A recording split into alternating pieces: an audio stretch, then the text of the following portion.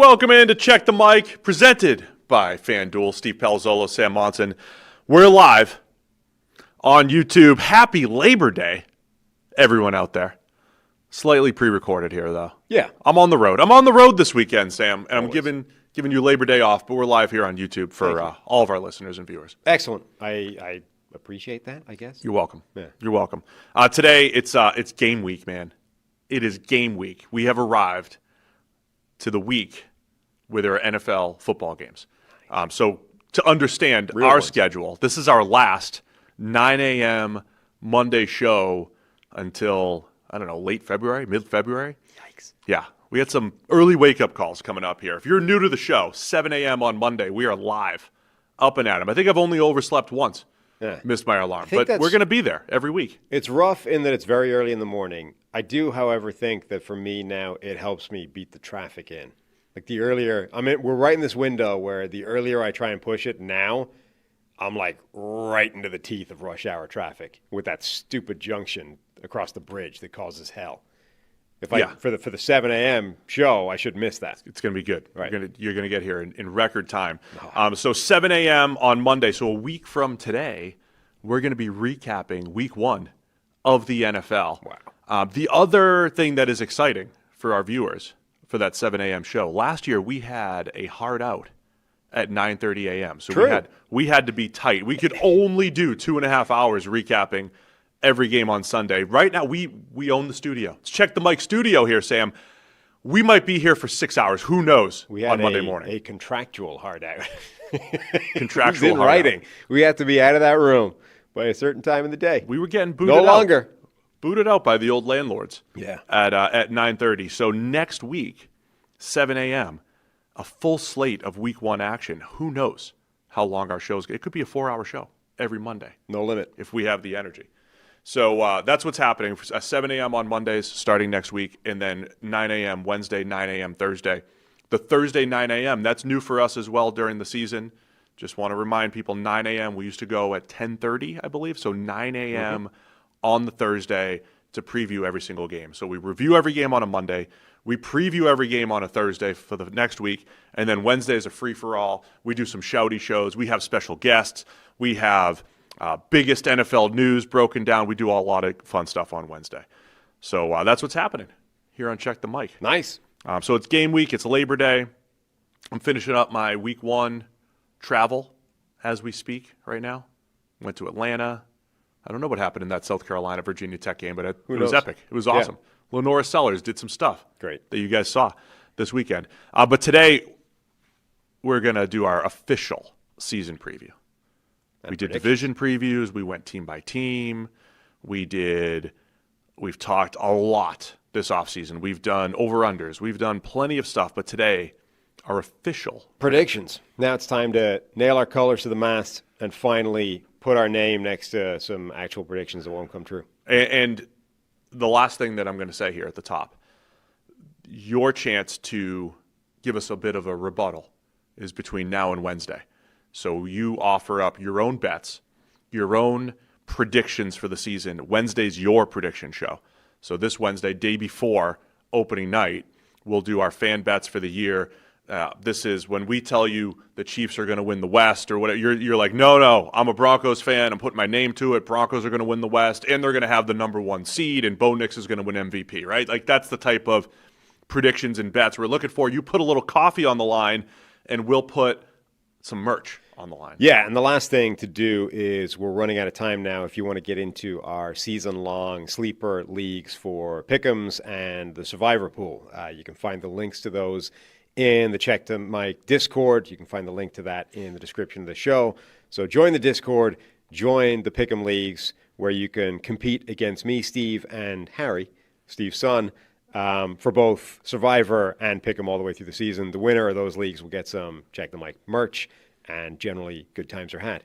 All right, and then let's remind them later in the show too, because some people might skip the intro and get right to the content. Also, don't forget, hit subscribe on YouTube, follow on Spotify, hit the bell so you get notifications, and you can see the new studio on Spotify too. So if you're a listener and you haven't even seen the studio, YouTube or Spotify, where there is Video, you got to be able to see it, and do both. I'm big on double subscribers. You should listen and download, and you should watch as well. Why not?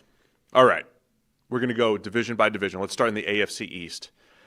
The Bills are the heavy favorites to once again repeat as AFC East division champions. All odds from our friends and partners over at FanDuel. Bills are minus 270 to win as favorites here. Do you know who has the second best odds to win the division in the East? If you're looking at the document, you would know, but you're not maybe at the moment. The Jets. The Patriots. The Patriots. Patriots plus 550, Dolphins plus 700, Jets plus 1,600. If you're a believer that the Dolphins are a better team than the Patriots, that might be, good odds for you at plus 700. I mean, I don't think taking anybody to win this division other than Buffalo. No, Buffalo's clearly the favorite. So AFC East, who do you have winning? So today, what we're doing today is just making our predictions. Yeah. But it's worth discussing if you were going to make a pick. Like, is there value in another team and what the best pick is? Yeah, I mean, look, there's a lot of these picks where I found it very difficult to get away from the favorite. Like, it's obviously it's kind of boring if you just pick the favorite for every division, Number one, because that's the dullest thing you can do. Number two, but because we also know that in any given year, we're wrong about stuff. Not just we, you and I, but we, the collective football commentariat.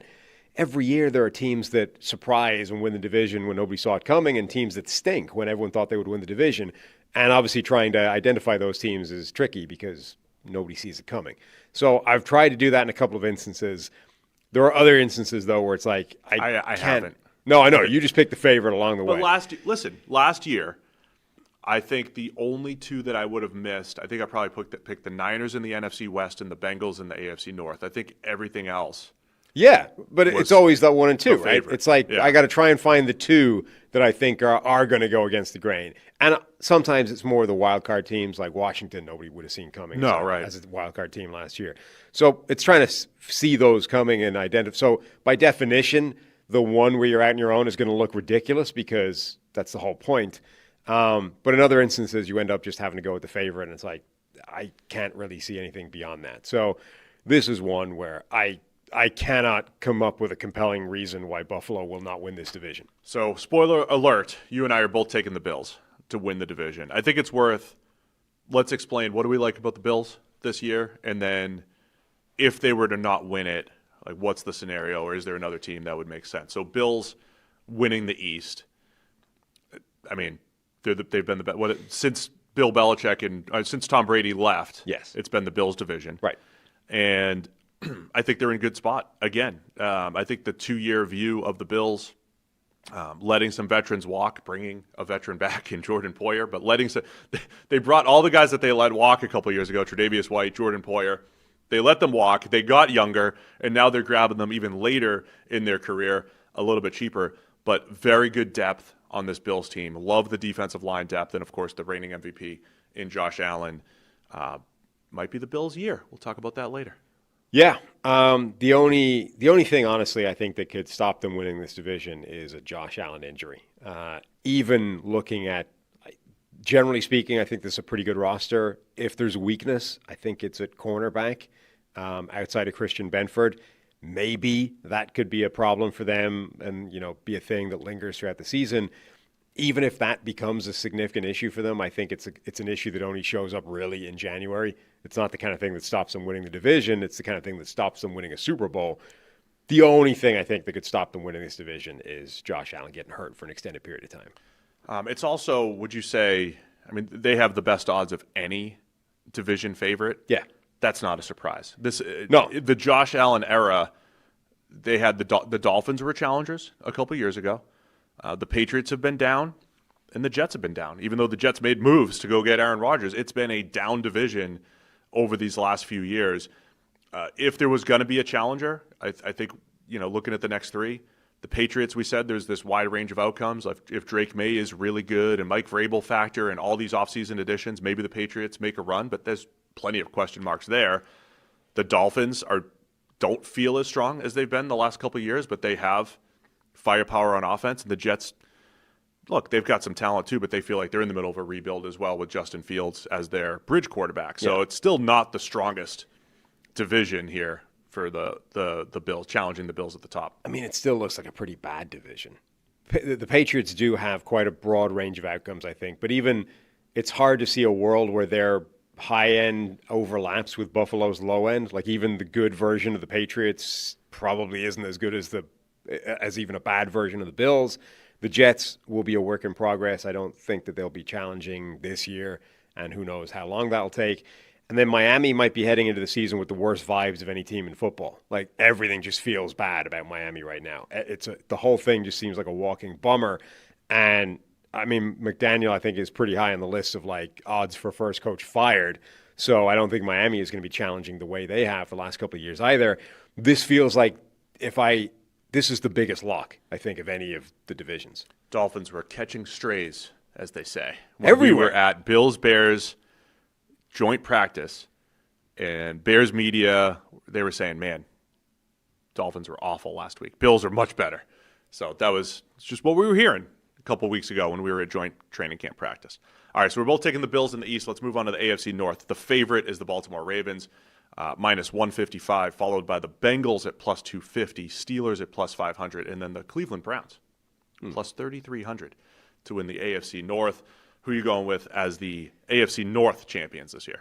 Yeah, another chalky pick, going with the Baltimore Ravens. I do at least think this one's a lot closer than the AFC East, but I still think the Ravens are the best team in this division and should win it. Last year at this time, we put the North with the other North as probably the two best divisions in football. The Browns disappointed. Right. But if we go back a year, the Browns were a playoff team in 23.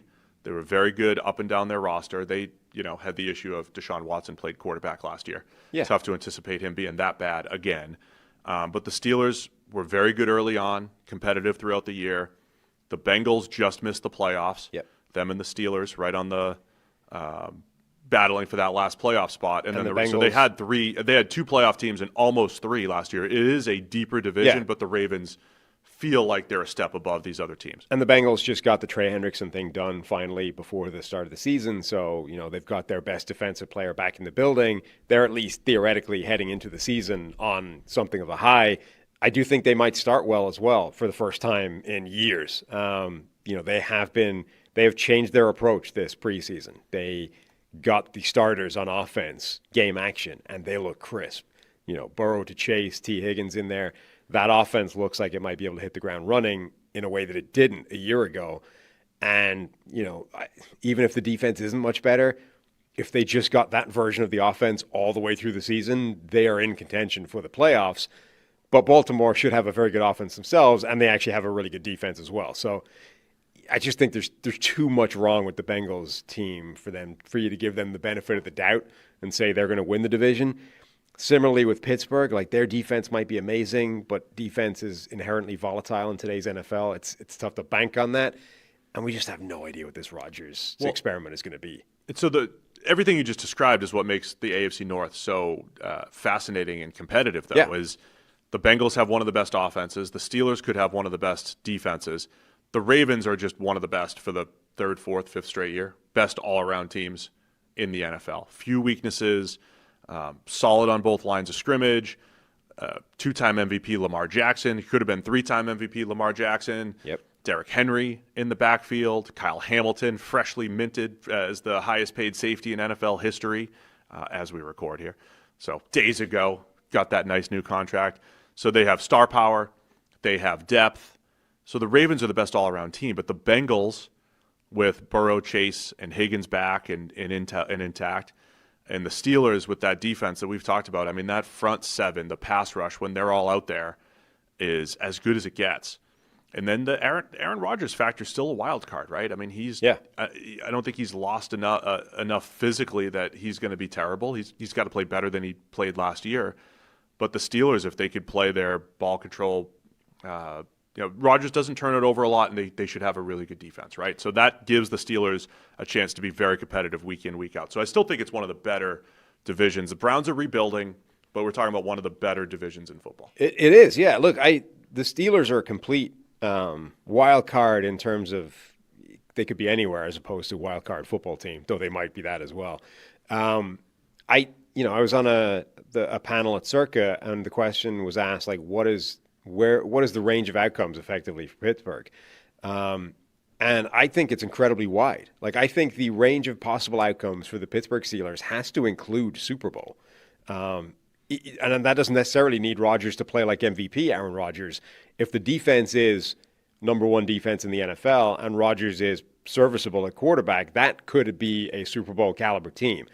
I also think the low end of it is everything spirals out of control. Rodgers and Tomlin butt heads. The whole thing explodes. People get fired. It's a disaster, right? Every hit Rodgers takes, like last year, Or, he just gets hurt and you have to play Mason Rudolph for the whole season. Yeah. Like, whatever. The bottom range, I think, is pretty spectacular as well. And ultimately, that might shake out to the most likely thing happening, being they go 9-7 again. And it's the same as every other year under Mike Tomlin recently. But because you're like, they could be a Super Bowl caliber team, they could win the division. They could, and the Bengals with that offense could win any given game. But Baltimore, I think, is the most complete roster in this division and maybe in the NFL. As we go along here, let us know in the chat who you think wins the AFC East and now AFC North. You're taking the Ravens. I'm also taking the Ravens. And remember, all along the way, you are a Browns fan, and you're like, hey, this is our year. I don't care what's happening. Joe Flacco's taking us to the AFC North title. No. Shedeur Sanders will take us. Right. So if you have your predictions, your bets, you email us. Check the mic at the33rdteam.com. You send us your email. We're definitely getting an email in that's going to bet that Shedeur Sanders Shedeur fans, takes bring it the in. Browns. Shedeur takes over by week 5. To the championship game. The Browns go, 10-2 over their last 12 games with Shedeur under center. They go to the AFC Championship. Just keep going. Go as far as you want. And you just say, look, I got a pound of coffee. We'll send it right to Check the Mic Studio. And if I'm right, if we're right about Shedeur going 10-2 down the stretch, we'll give you a hat and a shirt. We'll give you whatever from the merch store. We're going to give merch from the store. I think the bigger the more bold the bet. Maybe you get like a hat. We'll say this is worth just a shirt, or maybe like a hat plus a shirt. That's what we'll do on Wednesday. We'll say how big the bet is, what we have to give up in merch based off how bold it is. Sound good? Yeah. Put up whatever you want. I mean, it doesn't have to be coffee, but, we drink a lot of coffee here. We'll have a coffee maker in here at some point. So we're both taking the Ravens in the AFC North. AFC South, Texans are the favorite, plus 115. Jacksonville Jaguars, plus 290, all per FanDuel here. Indianapolis Colts, plus 330, and then the Titans, plus 650. You start to see things get a little bit tighter here, even though the Texans are the favorite to win for what would be the third straight year, maybe more. This is the first one. So you put in your picks first, so I saw yours when I was doing it. I'm taking the Texans again in the South, right? Chalk again. I'm doing it. Yeah, so this is the first one where I was like, okay, I actually do think that the Texans win this division, but who's the team that I can at least make an argument for and go in a different direction? So I have one bold pick in this entire show, exactly. by the way. So I'm like, if I just do that as well, this will be a bad show. So I'm like, all right, where's the first instance where I can actually convince myself another team might win the division? So even though I think Houston might actually have the season that they were supposed to have a year ago, though that offensive line is still terrifying looking, I went with the Indianapolis Colts. Daniel Jones is going to lead this team to glory. And by glory, I mean sneak the division somehow. Wow, look at you guaranteeing that the Indianapolis Colts are going to win the AFC South. Yeah. No questions. Done. Danny Dimes is back, It's about baby. time you had a bold Danny pick. Dimes is going to feed Josh Downs and Tyler Warren 300 targets between the two of them. And they're going to go to the I do believe they're going to see a lot of targets. Tyler Warren and Josh Downs. I think they fit with the throw the ball underneath style of Daniel Jones. The end of year receptions total is going to be like Tyler Warren 108, Josh Downs 125, AD Mitchell 7. Yeah, for 200 yards. Seven catches for 200 yards on the back of 48 targets. Yeah, 6 drops, 9 miscommunications, Right. 7 wrong routes. Yeah, But 4 7 pick big sixes. plays. Yeah, that's AD Mitchell this year. No, the Colts, I mean, look, we've said this before too. It's been a long offseason, friends. Many times throughout the offseason, we've debated Daniel Jones, Anthony Richardson, but some point between April and August, we made the point we're sitting there in week 15. We painted this beautiful picture. Week 15, just like last year. What do the Vikings do with Sam Darnold? Is Sam Darnold worth $40 million a year? There's this world where we're having that same discussion about Daniel Jones. And you painted it, man. They're division winners in your mind. What do they do with Daniel Jones at the end of the year? Is he worth the 3-year deal? or 2 and an out or whatever it might be. Yeah. How good is Daniel Jones? It's definitely the best all-around group of pass catchers that he's had. Yeah. I don't know, and it's probably the best offensive line. I'm not there yet with the line, but hey, when It's you not a say high bar to clear. To be the best 3/5 offensive of Daniel line. Jones' offensive line, you feel pretty good about. You've never been more than 2/5, maybe not 1/5 for Daniel Jones' offensive line. So it's probably the best situation. It is. That he's been Look, in. the Daniel Jones thing it's more nuanced than people want to give it credit for. Shockingly, it's perfectly fair, I think, to say, based off his career so far, Daniel Jones as your starting quarterback is not exciting. You'd also look at this preseason and training camp and stuff and say it's not like he's blown the doors off the place and, they're going to him because he's just been lights out, and you couldn't possibly not go with Daniel Jones. I think he's been the better of the two quarterbacks throughout training camp and preseason, but it's probably pretty close. I will, however, say that, number one, as you said, it is by far the best collection of receiving weapons around him. He should have a good running game around him with Jonathan Taylor and what they have in the backfield. It's probably the best offensive line that's been in front of him as well. And it's TBD on how good that offensive line will be. And then the coaching, let's say, is as good as he's ever had. I don't know if Shane Steichen is a better coach than Brian Daboll, but let's call them both good coaches. Let's say that's a wash, but it's good. So every possible pillar that supports Daniel Jones is at least as good as he's ever had in his career so far. And then lastly, now that they have said he is the starter, he will be the starter all season long, he's now getting all the reps. Like, remember, this whole competition, he's been getting jerked around, spending half his time with the second string. Like, it's been, you know what I mean? Like, that's not good for either of them. This legitimate competition where you both get here's a drive with the starters, here's a drive with the backup unit. And when we were watching and joint practice, the second you were out there with the second string offensive line, you might as well not bother because it was instant pressure, right? All that's gone. Now every rep is with the first string offensive line and the first string everything. So for the first time as an Indianapolis Colt, Daniel Jones is being treated as the starter with the full support system that brings. That can only help. Now, maybe the ceiling of all of that is still average at best, but it might not be. We have seen better play from Daniel Jones in a worse situation before. If he does hit, the high end of his possible range of outcomes, you could get a Geno Smith type of season out of him. In addition, if they want to use Anthony Richardson as a change of pace. Or tight end. Red zone, tight end, fullback. We saw some creative plays at training camp from the Colts where Anthony Richardson would be a slightly better fit than Daniel Jones. They might have an extra weapon there, and I like some of their defensive additions in the secondary and the depth that they should have on that defensive line. The other two wild cards in this division, I want to put a bow on it, talking about the Texans, but Jaguars, Trevor Lawrence and Liam Cohen, marriage. We saw a little bit in the preseason. It looked promising, I would say, for whatever that's worth. But Trevor Lawrence, it's tough to have a nuanced conversation about him, too. It's either he's a bust or, he's been done wrong. It's like he's a good NFL quarterback. He might never be great, but he's at least shown some of those flashes in those spurts. If he hits the higher end of his range of outcomes with, throwing to Travis Hunter and BTJ on the outside, the Jags can make some noise. Plus that defense, much like the Bengals, should be better just by, change of defensive coordinator and, not being as aggressive as they were last year playing man coverage. Titans are a bit of a wild card too. We always say if Cam Ward is very good as a rookie, tough to predict exactly. If he is, though, he has a chance to elevate that roster.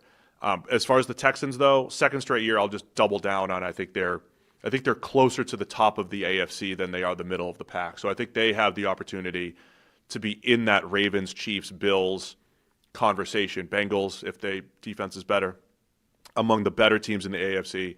Texans have best defense in the league type of potential with their pass rush and their ball hawks in the secondary. And then if C.J. Stroud is more consistent, new scheme, if they could, get the best out of this offensive line question mark. Yeah. They've got some pass catchers. So it's this combination of the youth on offense, the change of scenery on offense, and potentially an elite defense. Yeah, I think the Texans could be in the top tier of the AFC. I do agree. I do think that they are more likely to win this division than the Colts are. But it really does come down to what that offensive line is going to be. The defense could be extremely good. I like the group of pass catchers, though, that that does rely on a couple of rookies being amongst your top 3 or 4 pass catching options. That's at least a risky strategy, albeit one that we like because of the players and like specifically. But that offensive line, I mean, if it's what it looks like on paper, rookie left tackle, Laken Tomlinson, Jake Andrews right now, a question at right guard, and then some combination of Titus Howard, the second-year player, Blake Fisher at right tackle. These are not, I mean, it could be fine, right? But it wasn't a year ago. In fact, it was a catastrophe a year ago, and the only good player from that group is gone. It might also be bad this year. And if it is, we saw last year what it does to C.J. Stroud. It doesn't make him terrible, but it stops him looking like he's amazing. If that happens again, last year you saw they can still be good. They can still make the playoffs, but suddenly the door is ajar for a team like the Colts.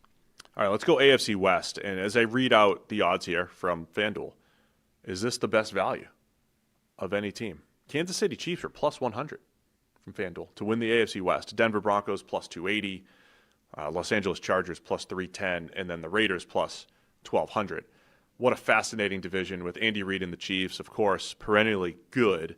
And then the Broncos and Sean Payton, the big step forward that they took last year, the big step forward that the Chargers took last year. Remember, last year at this time, this was a division that had only one team above 500 from the 2023 season. Of course, that was the Chiefs. Well, the Broncos and Chargers both made the playoffs. They both did it with Payton and with Jim Harbaugh coaching. So fascinating coaching history here and success from all these coaches. And then the Raiders add Pete Carroll and Geno Smith to their roster. Carroll is the head coach, of course, Geno Smith as the quarterback. So I think they're going to be far more competitive now. So I think this is up there with the NFC North as maybe the most competitive division in the league this year. So I imagine you're probably going to take the Chiefs, or are you going to go with some kind of upset here? No, I'm going with the Chiefs. I do think it's competitive. It wouldn't shock me if 3 of the 4 teams in this division won it, but I think the most likely one is still the Chiefs. I'll also take the Chiefs, but the beginning of the season is a big one for the Chiefs, right, who always seem to get out to a pretty good start. They're going to be missing Rashee Rice for 6 games at the beginning of the season. Right. And they're in Brazil against the Chargers. They have the Eagles in week 2, the Giants in week 3, which is a primetime game at New York. It doesn't seem formidable on paper, except the Giants will be feisty in the defensive line and everything. But then it's the Ravens in week 4. Jaguars week 5, Lions week 6. So Rashee Rice missing those first 6 games with Chargers, Eagles, Ravens, and Lions, 4 of the best teams in the NFL right there. So I really think this division might come down to the first 6 weeks of the season, where if the Chiefs slip up and they're 2-4 somehow or 3-3, that opens the door for these other teams. Say 3-3. But if they get through the beginning of this schedule at 5-1 or 6-0, which again, both of those things are possible, good luck dethroning the Chiefs if they could get through all those tough games. Yeah, I mean, everyone's looking at this Chiefs team and being like, they're vulnerable, in a way that they haven't been for a while. And suddenly there's rivals. The Chargers were good last year. Broncos were moving in the right direction last year and are everybody's sort of favorite dark horse. But what if the Chiefs actually put their problems to rest in the offseason?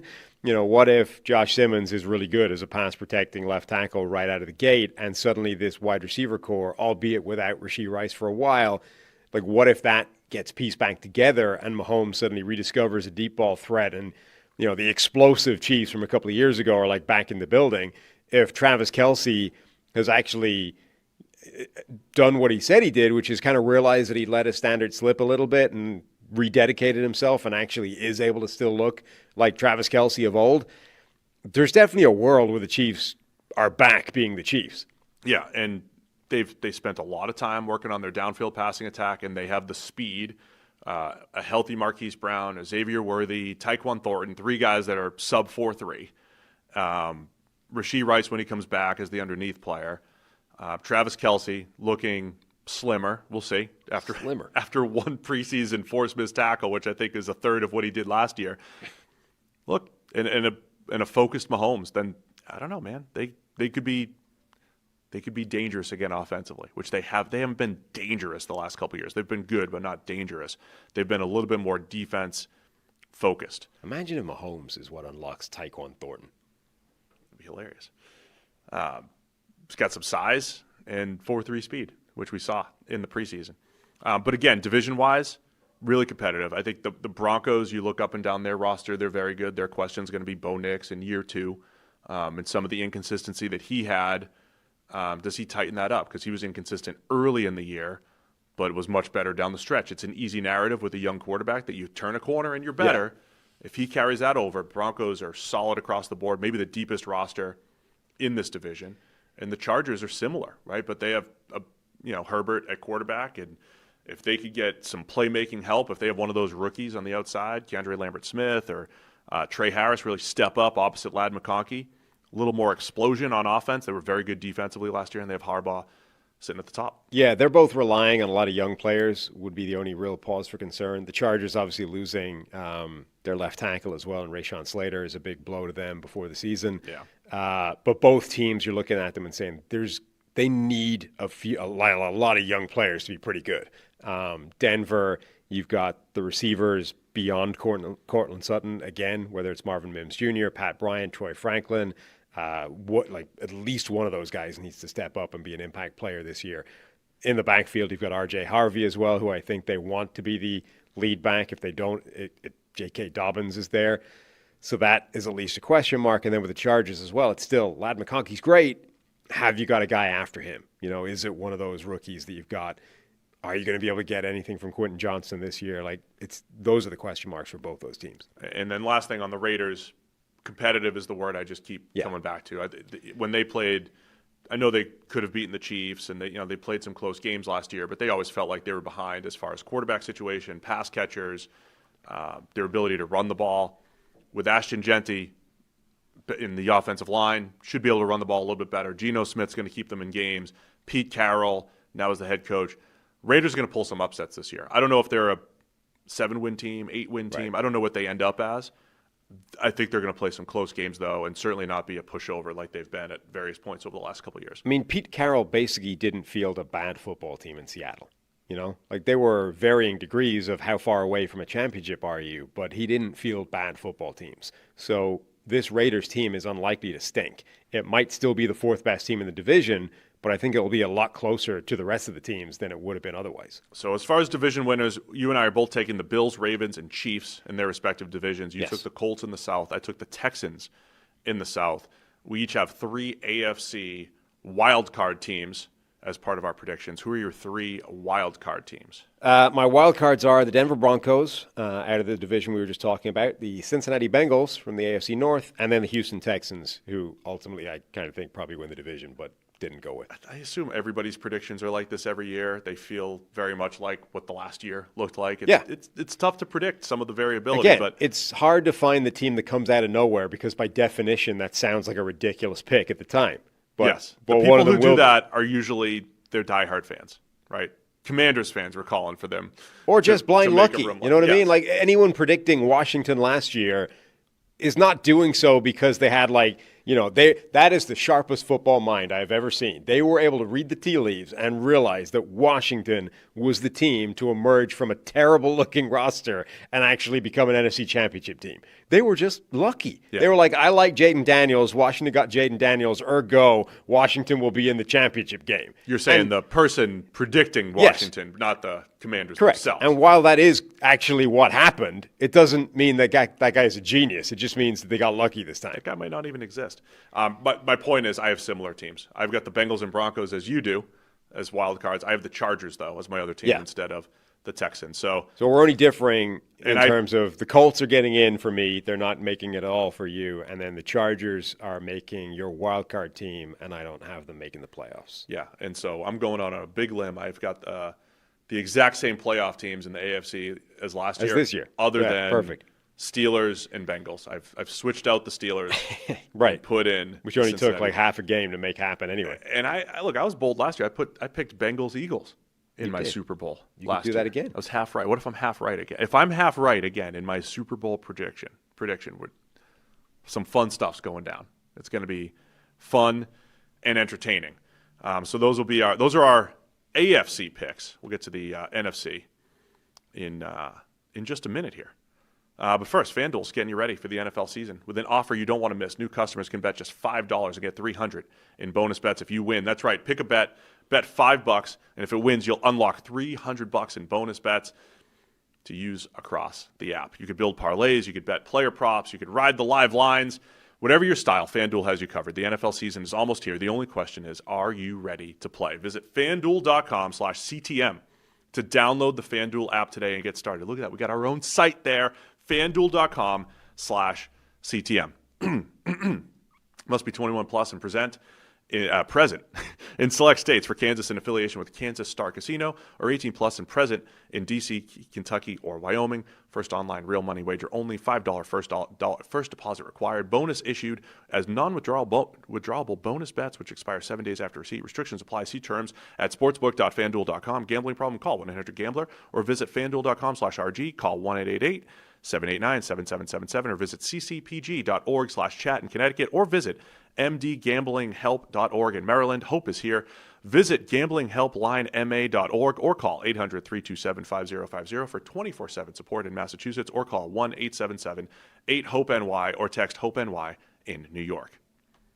Let's go to the NFC. NFC East. Favorites, of course, are the defending Super Bowl champion Philadelphia Eagles, -130, followed by the Washington Commanders at +220, Dallas Cowboys +500, and New York Giants at +2,000. Yes. Who are you going with the NFC East? Another easy one. I still think it's the Philadelphia Eagles pretty comfortably. Again, arguably the best roster in the NFL. I think the two best rosters in football are the Baltimore Ravens in the AFC and the Philadelphia Eagles in the NFC. So I'm taking the Eagles as well. If I was saying what's the best bet, what's the best value play, I'm looking at the Cowboys at plus Cowboys? Plus 500. Damn. Yeah. We are recency biased. The Cowboys had a bad season last year, and Dak Prescott got hurt. Now, both things are true. They were off to an awful start with Dak at quarterback, and then he gets hurt, and they're just not a good team. But they were coming off of 3 straight, 12-win seasons? They were 3 straight seasons of being good, or 4 straight seasons of being good. So that's where I'm just saying, as a value bet at plus 500, Dallas has a lot of pieces in place. Assuming Dak's healthy, CeeDee Lamb on the outside, you add in George Pickens. The offensive line is probably more of a question mark than it's been in a while.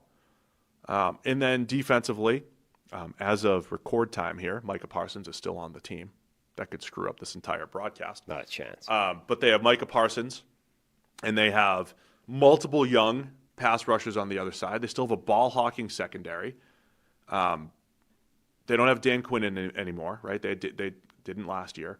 So maybe, was that part of the regression, losing Dan Quinn? A big part of their success in the previous years was their ability to turn the ball over in the secondary. Did they lose that when Dan Quinn went to Washington? But that's not crazy to think the Cowboys are a 10-plus win team again, just because they weren't last year. I don't think it's crazy to say that they could win 10 games. I think it's kind of crazy to think that. Not crazy. I'm saying, where's the best? I think it's very unlikely they're going to win this division. Very unlikely. That's why they're plus 500. I'm saying very unlikely. Of all the, the Panthers are more favored to win the South. Yeah. Than the Cowboys. I think that's East. Correct.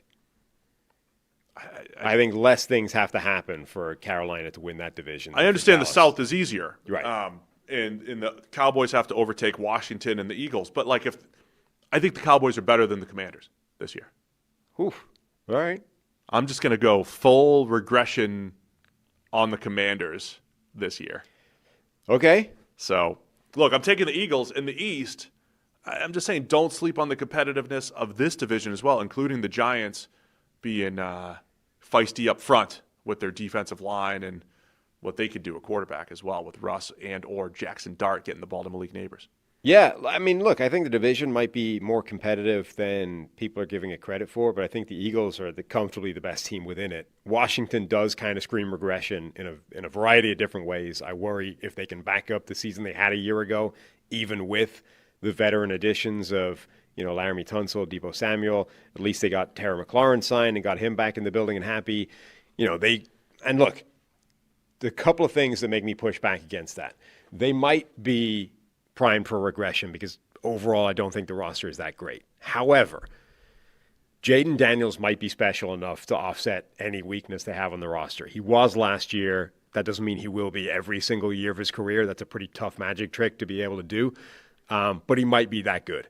Like literally MVP caliber quarterback in any given year. I do not disagree with how special Jaden Daniels can be. Carry on. And then the other thing is the point that you've made before. Generally speaking, freaky performance on fourth down is a thing that regresses year to year. However, Jaden Daniels might also be one of those quarterbacks that changes the math on fourth down.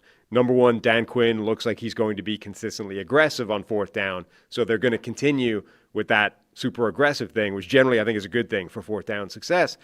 But quarterbacks like Jaden Daniels, like Lamar Jackson, like Josh Allen, they break the fourth down models. Like they're not the same as Jared Goff back there just trying to find a pass on fourth down.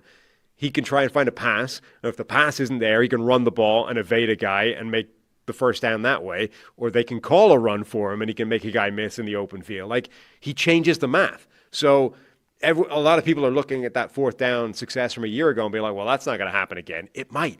So if those two things happen, they might still be really good. No, I agree. Washington's going to be good again. And they might even be better just because of Jaden Daniels and, adding Laramie Tunsil and Deebo Samuel. They've made additions to that roster. I just don't think they were as good as NFC Championship good last year. Right. And I think we're sleeping on the fact it was 3 straight 12-win seasons for the Cowboys. But it was also multiple straight off seasons where they did nothing. I understand, but there's still enough of a nucleus that's still there that they could be a 10-plus win team once again. Dak has been the starting quarterback on a 10-plus win team 5 times in his career. I mean, just because they're coming off a 7-win season when Dak was hurt and Jerry Jones is making negative headlines all the time doesn't mean they're going to be a bad team. You know what I mean? So just don't sleep on the Cowboys is what I'm saying. I don't love them. I'm saying at plus 500 as when we're talking long shot bets, which is what they are. And then I would just say the Eagles have a little bit more vulnerability. They're still the best team in the league. I mean, in the division, maybe in the conference. I think they've lost enough defensive line depth. A Nakobe Dean injury, right? You're going to replace him with some youth. Enough vulnerability, question it, right guard. They've had these before. This is what championship teams have to deal with. But there's a few more question marks on this Eagles roster, even though I think it's great. You are just a noted Moro Ajomo hater. I love really Ajomo. What we're talking I love about. Ajomo. Consistently throughout the entire offseason. More valuable player than Jordan Davis. Dumping on How him about left, that? right, and center. Better player than Jordan Davis. The last guy. They have a decision to make on Jordan Davis, by the way. Let's see what happens there. So I'm picking the Eagles to win the division.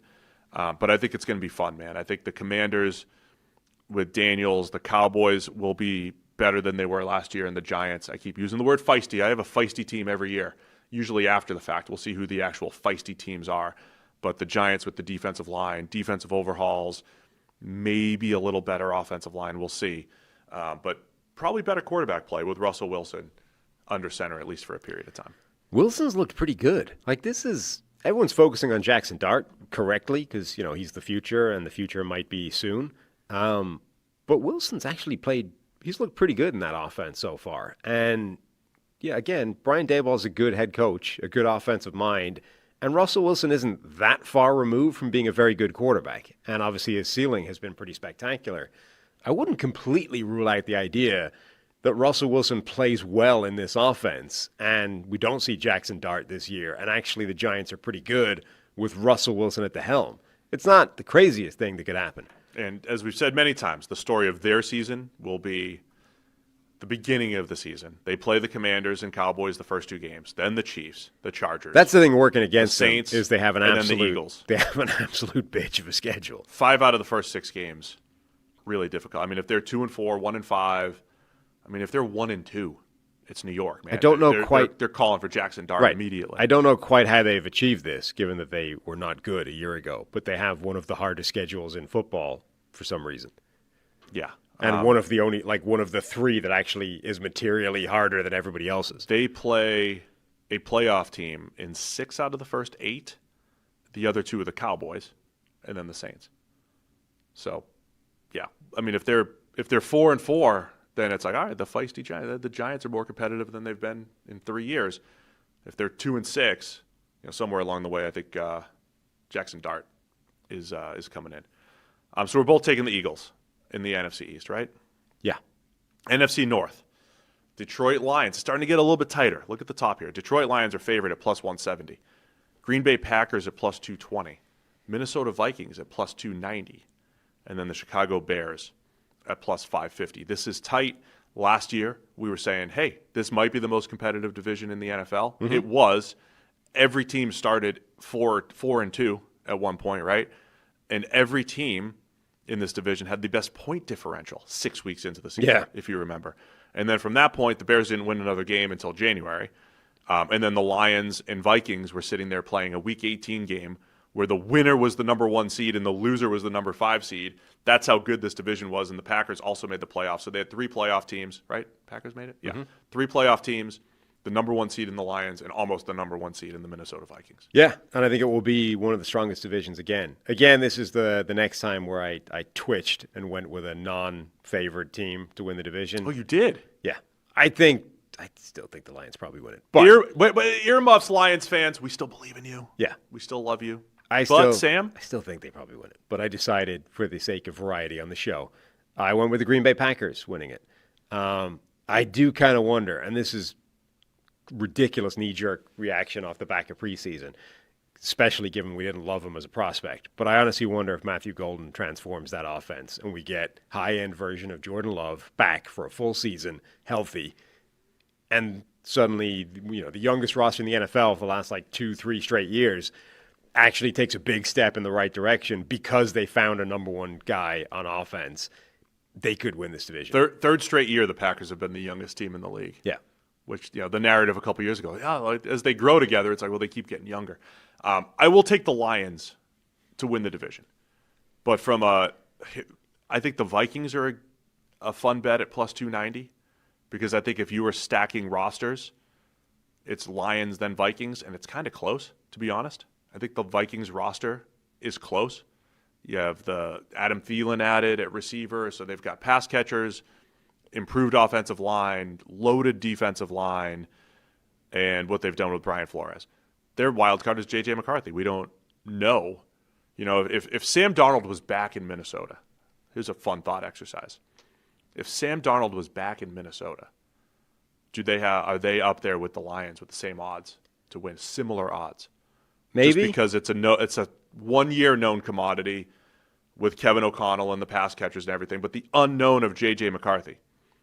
Now, by the way, Sam Darnold, Seahawks, we'll get to, lowest odds in the NFC West because it's a little unknown with the change of scenery. But if you had a known Sam Darnold back in Minnesota, are they higher because of how good their roster is?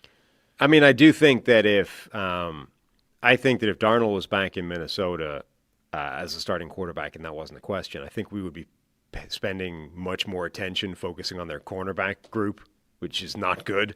That's not getting as much attention as I think it should be. We were having that same conversation last year at this time, by the way. I know, but that's not getting enough attention now because we're so focused on what if, J.J. McCarthy is everything. He's the variable here, and that's correct because the most important player in the roster, he's going to determine how good this team is. But if they had just a steady known quantity at quarterback, we would be looking at this and saying they are planning on starting Jeffrey Okudah, who has been terrible every other place he's been in the NFL despite being a number 3 overall pick. That's a pretty big problem on paper. But we're still both. I'm taking the Lions. You're taking the Packers. I think I've been wrong before. The Commanders and the Packers are probably the 2 teams that I'll sour on a little bit more than others. Okay. I think the Packers, we said in our full division preview for the North, our boss, Mike Tannenbaum, said, hey, he predicted Jordan Love as the MVP. I think so much rides on his shoulders in this division because he's shown this unbelievable level of high-end play, and you're suggesting maybe Matthew Golden is the guy to help unlock that and be the go-to guy amidst a bunch of solid receivers who have various skill sets that help the team. if that is the case, man, the Packers, yeah, they're dangerous. But I think I just think that's a little top heavy if you look at their lines of scrimmage, the depth in their secondary, the receiving core outside of Golden for whatever he is, and he's still a rookie, who knows. I just think they're a tick below these other teams, and maybe even a tick below roster-wise compared to the Bears. And their biggest question mark, of course, Caleb Williams and Ben Johnson working together. But the top 4 pass catchers for the Bears, they're good. Offensive line overhaul, good. Defensive line additions could really help as well. They've been a good defense these last couple of years. The Bears are a big wild card. They feel like a team that could take half the season, as we've talked about, could take half the year for Ben Johnson and Caleb Williams to kind of get on the same page. And so my prediction for the Bears is we might feel really good, the opposite of last year, right? You felt they were 4-2, then kind of fell apart. What if it goes the other way and we start to feel really good about them by week 8, 9, 10? And next year at this time, we're saying Bears are got year 3 of Caleb Williams, year 2 in the system, O-line still intact, the playmakers, and we might feel better about the Bears a year from now. I'm not sure if they're there yet. Yeah. But again, this division is pretty deep, and it's going to be competitive. Yeah, I mean, I sort of feel like the Bears thing, they're another team where the vibes are not necessarily great when you look at the way the Caleb Williams, Ben Johnson kind of combination or dynamic is being talked about. It's like Caleb Williams, I think, is being coached very hard right now, and specifically on the kind of detail stuff, like the operational stuff. And you could look at that and say, this feels like a guy trying to trying to bash a square peg into a round hole. It doesn't necessarily, it's not what Caleb Williams is theoretically great at, right? He was compared to Patrick Mahomes and Aaron Rodgers because of his improvisational skills, not because he can execute your offense to the way Jared Goff can, right? So you can look at that and say, this doesn't feel like a great fit. I think you could also argue he didn't get that coaching last year, and actually I think he needs that as a foundation before you do any of the extemporaneous stuff. I think they're sort of deliberately trying to go complete swing in the opposite direction, right? Let's really hammer the foundation stuff during training camp, during preseason, maybe during the start of the season, and then eventually once you got that down, we'll slacken off a bit and we'll embrace the stuff that you do really well. But if the first cohort of people are right, this is not going to go well, I don't think. And there's definitely a world where either Caleb Williams is just not a great NFL quarterback because he's too, improvisational, ad-libbing, and there's not enough structure around what he wants to do. Or Ben Johnson is the wrong type of coach to get the best out of a guy like him with his skill set, et cetera. So there's definitely a world where that is a problem. Or there's a world where, look, he was given no help year 1, right? From a institutional point of view, they didn't set him up to succeed. It's going to take some time for Ben Johnson to undo that work, redo the work that should have been done last year, and maybe we won't get to see the player that Caleb Williams could be until midway through this season or whatever. I think that's what I'm landing on when I hear, wow, when you wear the watch, you start to bump into stuff more than you anticipated. Ben Johnson, process-oriented coach. Maybe it takes a little time to process. He's also very upset that he's got this returning starter at left tackle, Braxton Jones, that he has to roll out there. He's like, we're going to put a starter out there. He's very upset with this left tackle situation, and he has a returning starter. Do you think he just has the Lions have had a top 3 offensive line for his entire time there. Really he just standards. Got real we are not.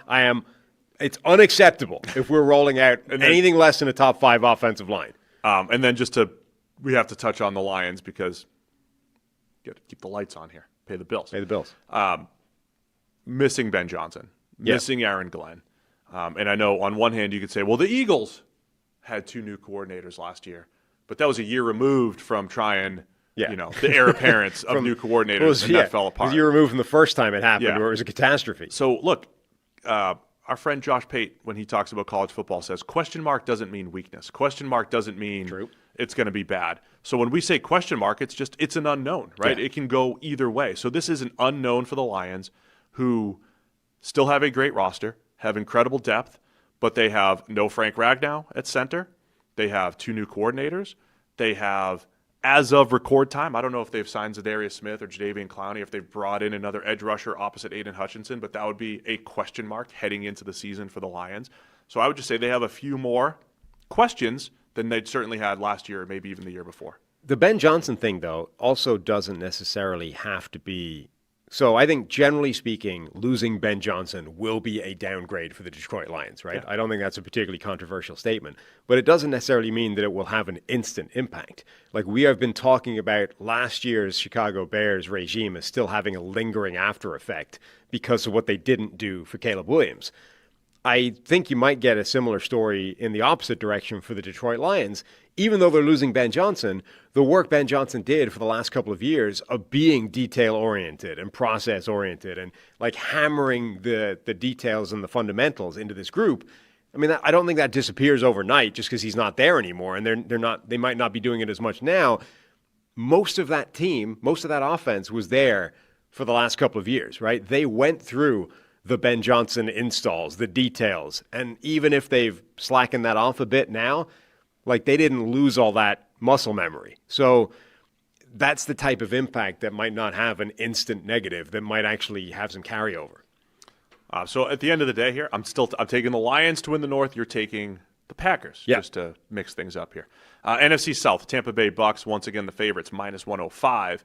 Atlanta Falcons are plus 220. Carolina Panthers plus 410. And then the New Orleans Saints plus 1,300. I believe the Saints also have the number one odds. I think they're acknowledged as the worst team in the league on paper. I don't know if they have the best number one overall odds because you're still dealing with the South is still a tick below some other divisions. But as I've said throughout the offseason, I think the Bucs they're kind of like Clemson in college football. They've retained more players than some of these other teams in the NFC. They've maintained their status. Well, maybe the Lions, maybe the Eagles have come back down to the pack a touch, the 49ers, some of the better teams over these last couple of years. So I feel better about the Bucs being able to consistently, week in, week out, compete in the NFC and maybe make a run to the NFC Championship here. Yeah, because the division, I think, is a little bit more open than some other places, I did kind of think about trying to go, with a contrarian pick for this. I ended up going with the Buccaneers. If the Falcons weren't dealing with, if they hadn't lost their right tackle for the year on the eve of the season, maybe I would have gone with them. I could definitely also see Carolina as being a team that surprises. The Saints should suck. But the other three teams, I think, are definite live threats for the division. The Saints should suck. I agree. The Falcons, again, we're talking underdog bets here for the division. I like the Falcons at plus 220.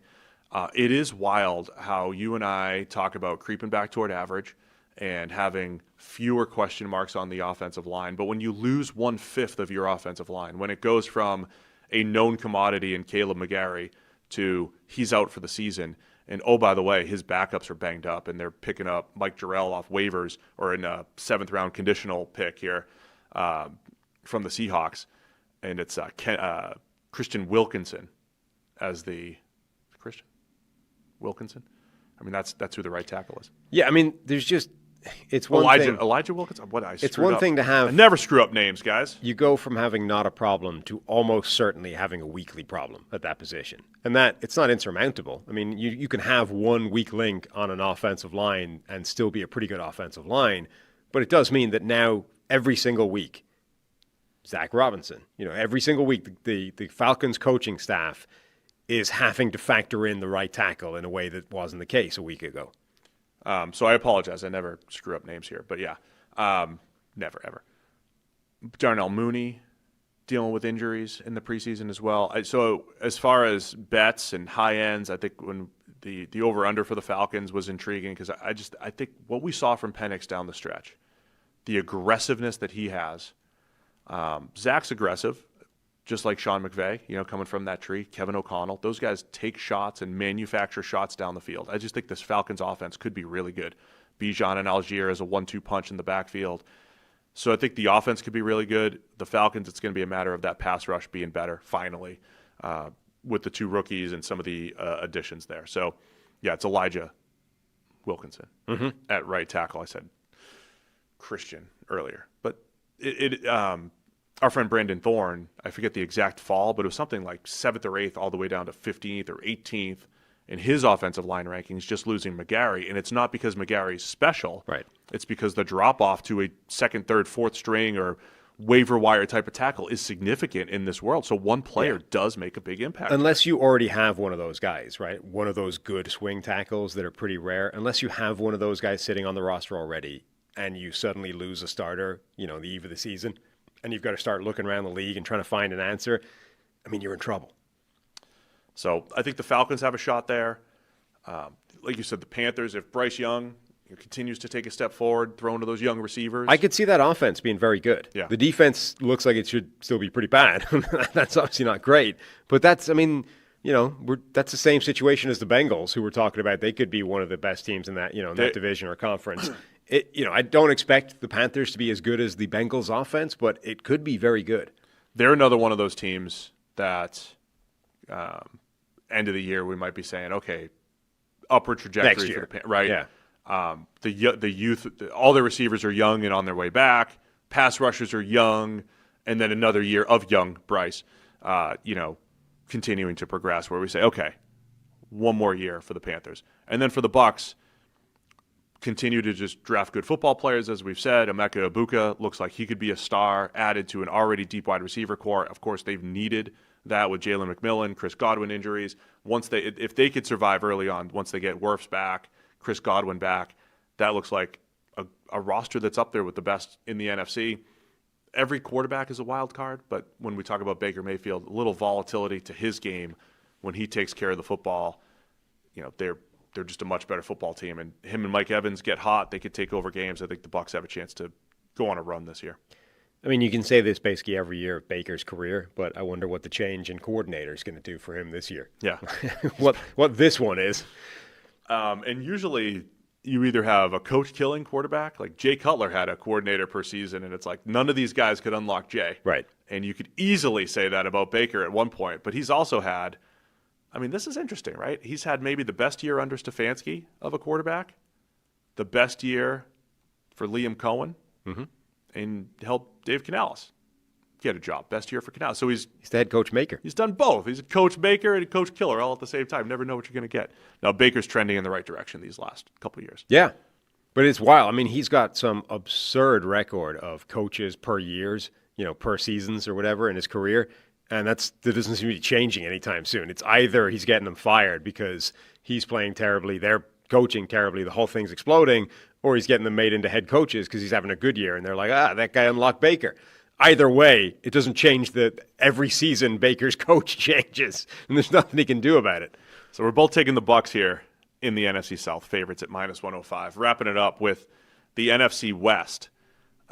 This is the one where I've said this is the one. Any one of these four could win it, and I would not be surprised at all. Yeah, I agree with that, I think. San Francisco 49ers are the favorites at +155, so they're not dealing with the last year disappointment like the Cowboys. Yeah. And they still have good odds, +155 for the Niners. What does that tell you? Maybe I'm wrong.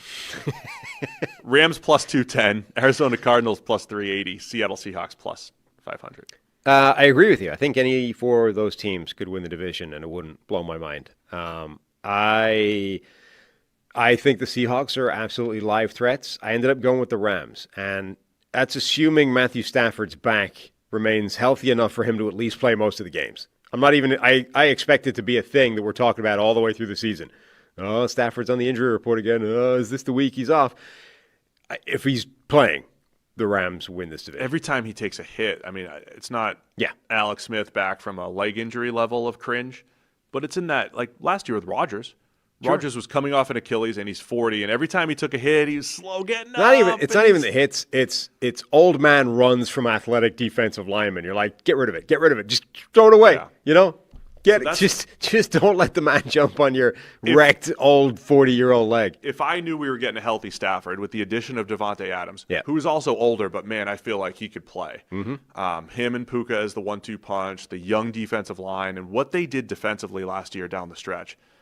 I would absolutely take the Rams. The Stafford uncertainty, though, I mean, you say we're going to talk about it all year. I mean, maybe not. Maybe he just looks great, and it's fine, and it's an afterthought. I doubt it.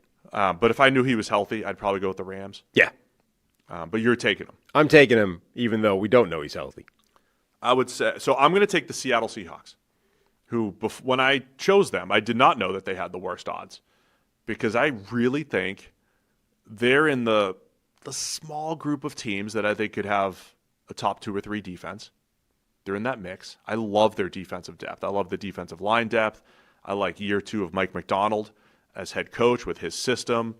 The offense, I am admittedly going to say I bought in to what they looked like in the preseason for whatever it's worth. I think this Kubiak-Shanahan scheme could work well to hide some of the question marks on the offensive line and play to their strengths, help them run the ball more effectively, set up Sam Darnold for success. The wide receiver core is interesting. I think I love JSN as a number 1. I don't think that they don't have a real speed threat. Cooper Kupp, his injuries. Hey, Torrey Horton. Torrey Horton, when he's healthy, he's got it all. Torrey Horton could be very good. I need a Torrey Horton to bounce back from Mingo. I need my wide receiver draft rankings are due a Torrey Horton. You know, I need a bounce back guy. Torrey Horton's going to be your guy. Torrey Horton's it. Both of our guys. And look, you've got the Sam Darnold factor coming off of an incredible season, but we've never seen it for more than one season. Right. Not even for one season. Yeah, and look, if he's 80% of what he was last year, then Seattle's dangerous, man. I mean, they're dangerous either way. I think Sam Darnold, at worst, has this level of volatility where he is aggressive. I love the way he took shots down the field. I like the way he played in the red zone until those. I like the way he did everything until the last couple games, to be honest. But his red zone work was fantastic. His ability to bounce back from mistakes, right? Him and Geno and Baker, all these guys who were just for the lack of a better term, we'll call it busts. You know, they broke out later, we'll say. Every time they made a mistake, I think you say, okay, are they regressing back? Is this what they were? Is this why Geno was a 10-year backup? Is this why Baker bounced around? But every time that happened with Darnold last year, he bounced back and came good and had the amnesia that you need. So I'm taking the Seahawks to win it. Best bet-wise, Cardinals are enticing. Yeah. At plus 380, because I think they could be really good on both sides of the ball this year as well. Yeah, the Cardinals are the team I think that everyone is kind of sleeping on a bit. That offense is not as bad as people were saying it was once they got Kyler Murray back into the lineup. And maybe the biggest problem with it was Kyler Murray and Marvin Harrison simply not being able to be on the same page, which feels like a correctable problem. Like, Aaron Rodgers has had that with a lot of receivers down the years, and then they've developed that chemistry, and then you get into that telepathic mode where he's able to put back shoulder fades and, Jordy Nelson or Devontae Adams, and they know where and when it's going to be, and that's half of their production ends up being from that. If an offseason of Kyler Murray and Marvin Harrison Jr. together has created that chemistry, that is on its own a massive step in the right direction for this offense. And then obviously the defense had an incredible influx of talent over the course of one offseason between free agency and the draft. It was already a well-coached, feisty unit, and now it's added actual talent to the feistiness and the well-coached ability. The Cardinals could be really good. So you're taking the Rams. Yep.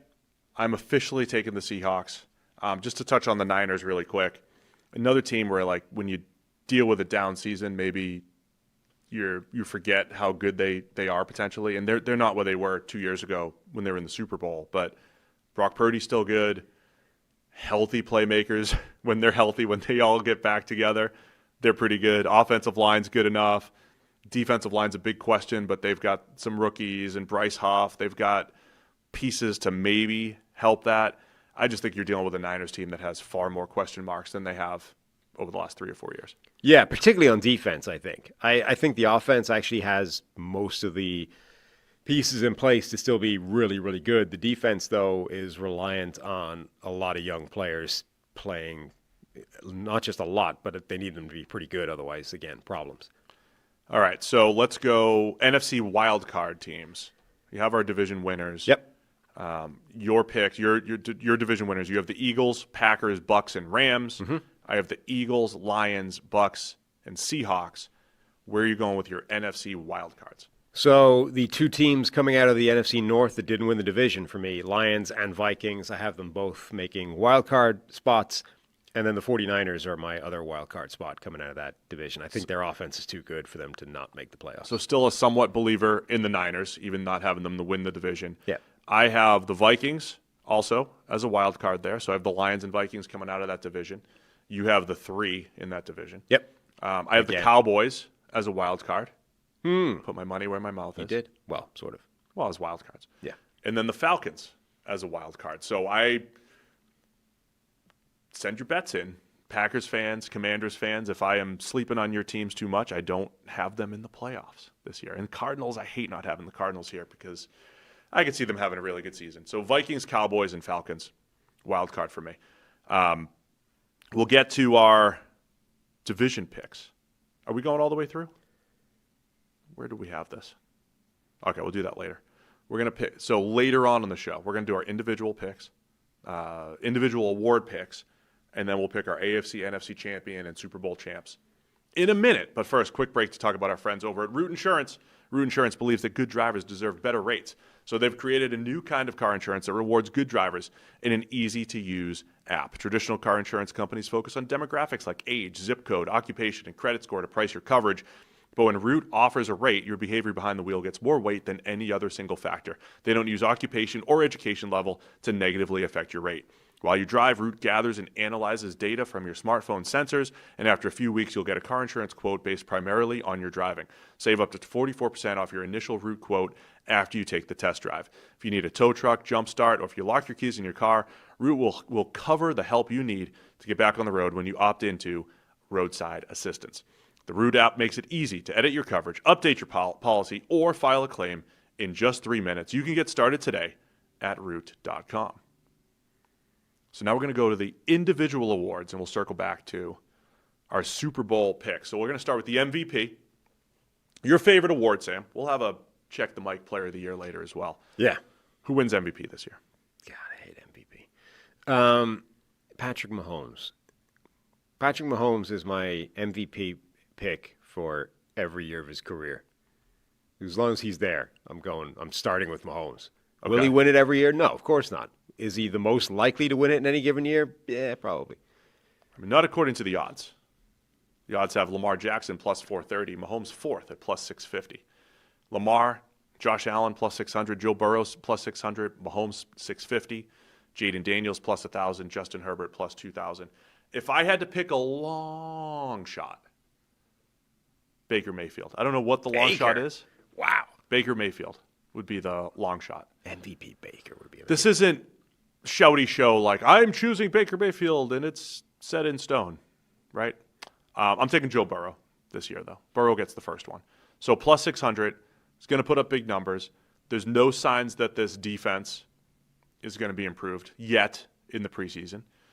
And there is this first MVP bias, right? So you're picking Mahomes in perpetuity, right? Mm-hmm. Lamar Jackson's coming off his best statistical season, but it was a better story for Josh Allen, and Allen deserved it in his own way as well. But it's really difficult to, get your second and third MVP when there's a guy that's close that could have his first. So if it's Burrow and Lamar, or Burrow and Allen, and Burrow and Mahomes competing for MVP, Burrow's probably going to get the nod as the first-time guy. That's what I'm going with. Or if Jaden Daniels is in the mix, maybe he gets his first. Long shot bet, though, I'm saying Baker just because I think the Bucs are going to be good. I think he'll have the weapons, could put up big numbers again if you want a long shot bet, whatever the Baker Mayfield's odds are. That would be a fun one. That'd be a fun one. Yeah, definitely. So I'll take Joe Burrow, though, as my official selection there for MVP.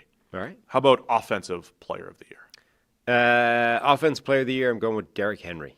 I think he had a shot at it last year, and then Saquon Barkley hit the 2,000 and blah, blah, blah, got all the attention, but Derrick Henry was right there knocking that door. Does Derrick Henry ever slow down? Nope, never. He breaks every rule as far as running backs, right? Yeah. We'll continue to. I'm going Jamar Chase. So Henry's fifth at plus 1,400. It's Barkley at plus 600. Jamar Chase, that's my pick, at plus 800. Justin Jefferson plus 1,200. Jahmyr Gibbs plus 1,300. So Gibbs ahead of Henry. Henry's plus 1,400. Bijan Robinson plus 1,600. Bijan's a pretty good potential selection there. Don't you think that he's got the problem of splitting the backfield too much?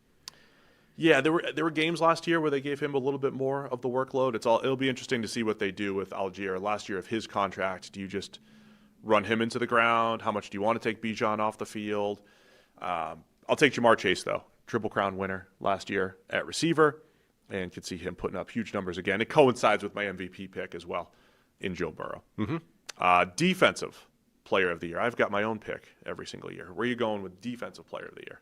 Yeah, I think there's half a dozen guys in any given year could win Defensive Player of the Year if they just have the best. I thought about going with Aiden Hutchinson based off the fact that I think he would have won it last year had he not got hurt. All the reports are the guy's back stronger and better than ever, and he looks exactly like he did before he left off. If that's the case, he's going to be one of the front runners. All of those elite pass rushers, the Myles Garrett's, Nick Bosa's, Micah Parsons of the world, any of those guys has their best year or a good year, they're in the running. But longer shot, I went with Jared Verse. Oh, I like this. So he's plus 1,500, sixth best odds. They're all edge rushers. Based off, number one, he was dominant as a rookie. Number two, the way veteran offensive tackles talk about that dude is, I haven't heard the like of that for a long time. Teron Armstead was saying that he's going to be a Defensive Player of the Year in the future. He was saying he's happy to no longer have to face him now that he's retired.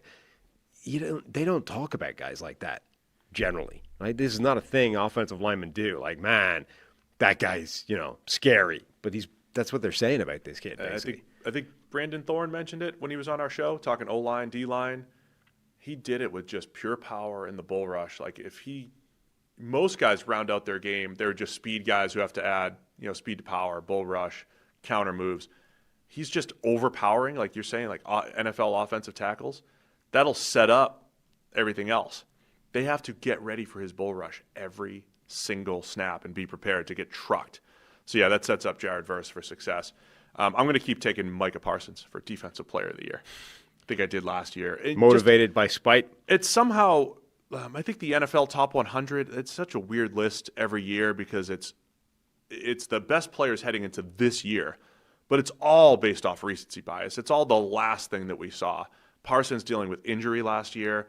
The start to his career has been unbelievable. Incredible pass rush production from Micah Parsons to start his career. So I'll take him. He's the favorite, plus 600 to win Defensive Player of the Year. Didn't know he was the favorite when I picked him, but one of these years he's going to get it. Offensive Rookie of the Year for you. Offensive Rookie of the Year, Cam Ward.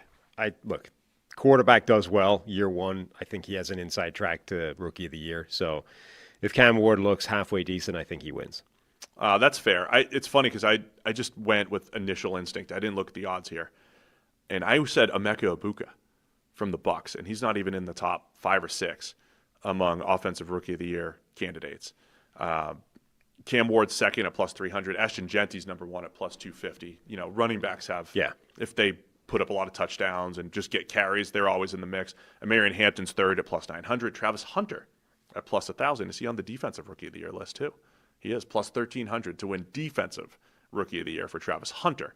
Tetero McMillan and Travion Henderson round out the odds there. But I said Emeka Egbuka. I'm buying into dependability, ability to win all over the place, and what we've seen in the preseason, plus training camp hype. You add all that up, I think Egbuka, plus the opportunities early in the season. He'll be the number 2 option opposite Mike Evans right away for the Bucs. So I think Egbuka, clearly not one of the top 5 or 6, so I like that as a long shot bet here for Offensive Rookie of the Year, and he's my selection. D-Roy. Defensive Rookie of the Year, what you got? Mike Green.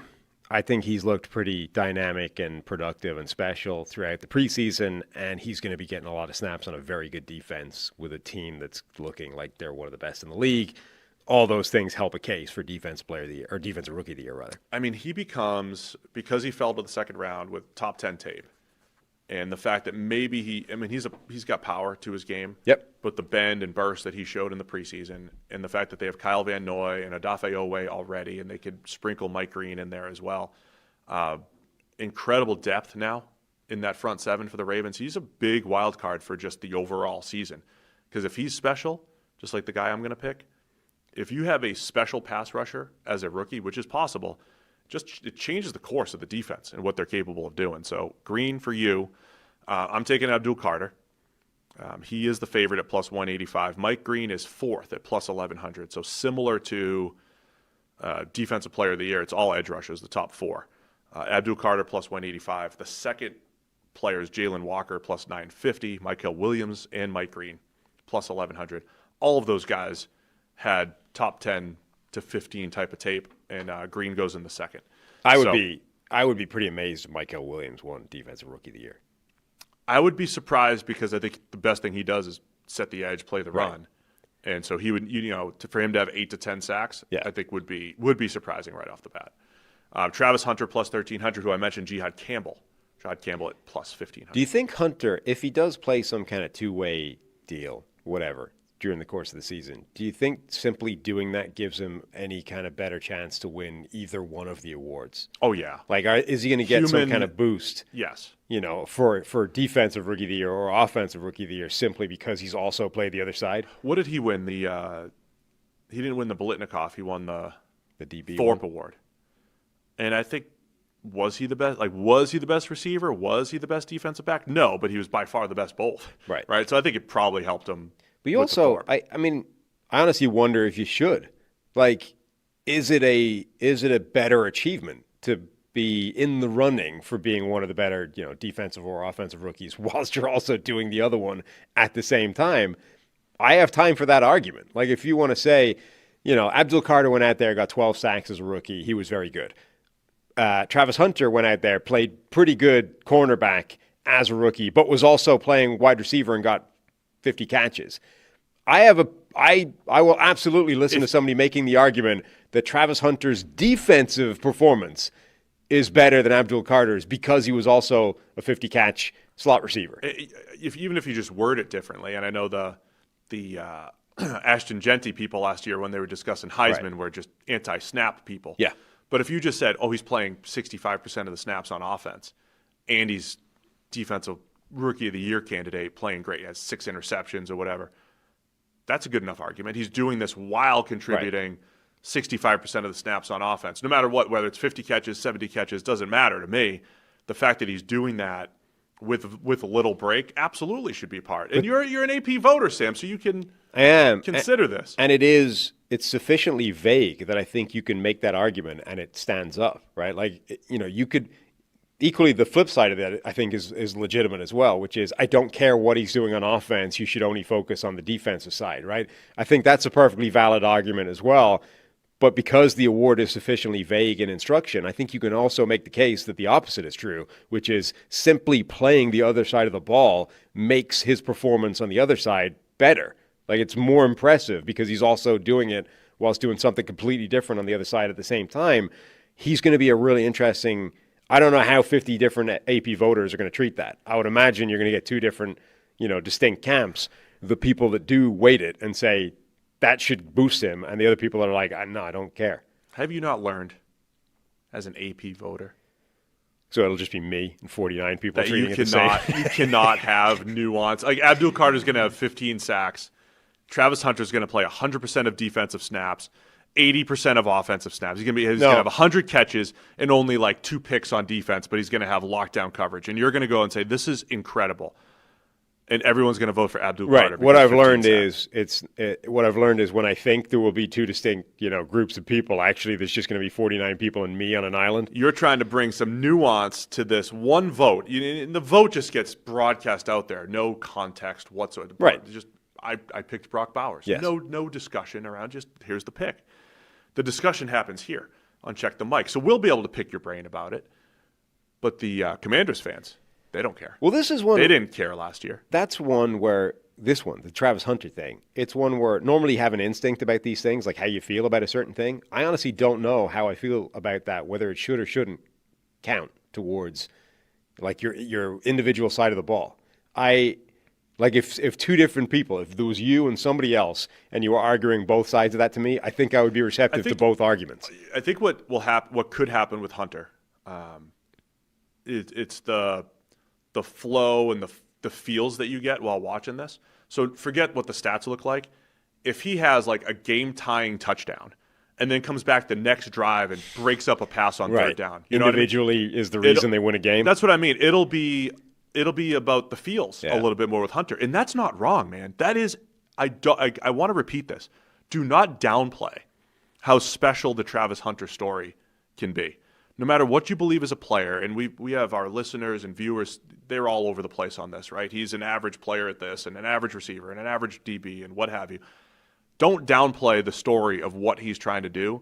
And if he's a 60, 70% snap guy on both sides of the ball, that is unique. That is special. If he plays it at a solid or better level, that's a story, man. That is an absolute story. And then when you get into the feels of this guy's run 40 routes in this game, and oh, by the way, has a pass breakup on third down with the game on the line. That is special stuff that we could be seeing. We'll see what happens, but that should be weighed, I think, in this whole equation for you as the voter. Well, like even if you just look at it, like let's say PFF WAR or something of that equivalent, right? And let's say if you add up his WAR for both sides of the ball, it ends up looking like the most valuable player that isn't the quarterback in football, right?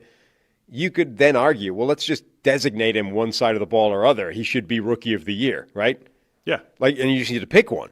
I think that's a perfectly reasonable argument. That could be the choice, right? There's either like Ashton Genty's the definitive offensive rookie. It's a little bit closer at defense. But the WAR for like the combined WAR for Travis Hunter, playing both ways is significantly more than Ashton Genty's individual offensive performance.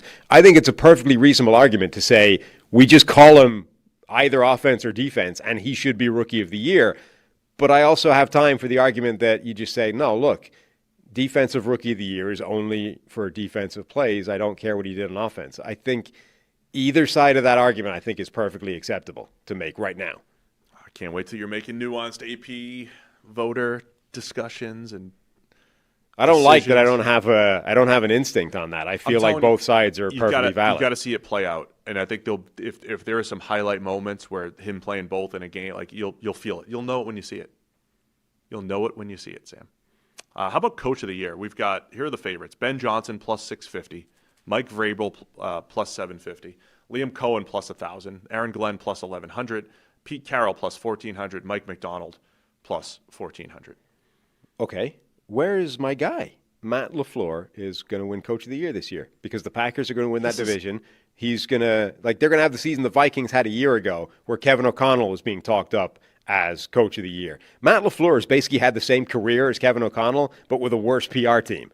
I don't understand why he's being slept on as much as he is. Look at that. I mean, it's maybe because he started with Rodgers, even though he rejuvenated Rodgers' career. Right. He fixed him. He fixed Rodgers. He then turned Jordan Love into a high-end quarterback. He then dragged Malik Willis off the scrap heap where it looked like he had to change positions because he couldn't throw a ball and actually turn him into a winning quarterback when they needed him. Where's Matt LaFleur's quarterback whisperer love? Which year was he in Tennessee?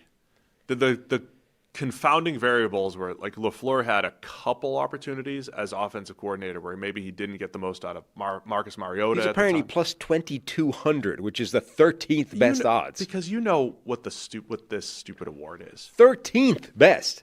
Okay, where's Dan Campbell? Like, where's Andy Reid? Like, if you were listing the best coaches, they're not there.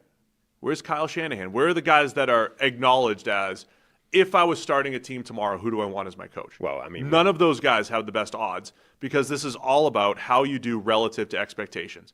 So you have 3 first-year coaches, 5 first-year coaches with their new team and a Pete Carroll. Mike McDonald in his second year, who I'm choosing, by the way, because I picked the Seahawks to win the West, so I'm going Mike McDonald here.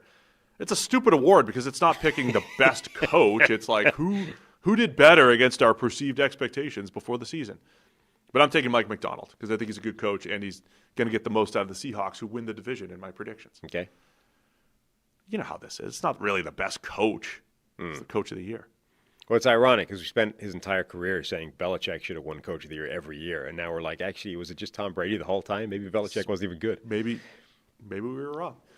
I'll see how he does at UNC. It's He's playing tonight. It is all dependent. Like, this it's is not. here. It's all completely dependent on. It's just the story. It's the coach of the best story every year, basically. The best good story. Yeah, like Dan Campbell was a candidate, but now they're too good. The Lions are too good. Dan Campbell's too good. Like the He debate, can't be coach of the the debate year was anymore. Dan Campbell versus Kevin O'Connell, and even at the end, it was like, well, Kevin O'Connell got his ass kicked by Dan Campbell at the end, therefore it has to be Dan Campbell. Like that was the coach of the year in a nutshell last year. Bring nuance to that award. Just pick Andy Reid every year. Tried. Pick Andy Reid every year. Assistant coach of the year. I went with Vance Joseph for the Denver Broncos defense being really, really good. He's the favorite. Is he really? Plus 600. Wow.